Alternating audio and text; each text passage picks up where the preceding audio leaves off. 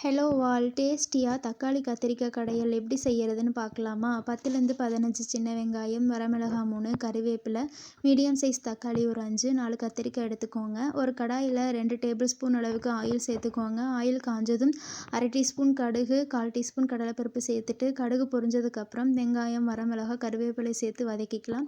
வெங்காயம் வதங்க லைட்டாக உப்பு சேர்த்து வதக்கிக்கோங்க.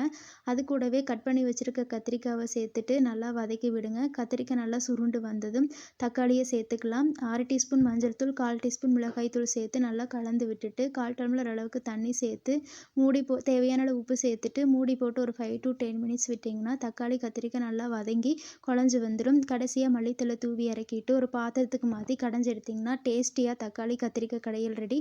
இட்லி, தோசைக்கு இது டேஸ்டியாக இருக்கும். கண்டிப்பாக ட்ரை பண்ணி பாருங்கள். வீடியோ பிடிச்சிருந்தா வீடியோக்கு ஒரு லைக் கொடுங்க. மறக்காமல் சப்ஸ்கிரைப் பண்ணுங்கள். தேங்க்யூ.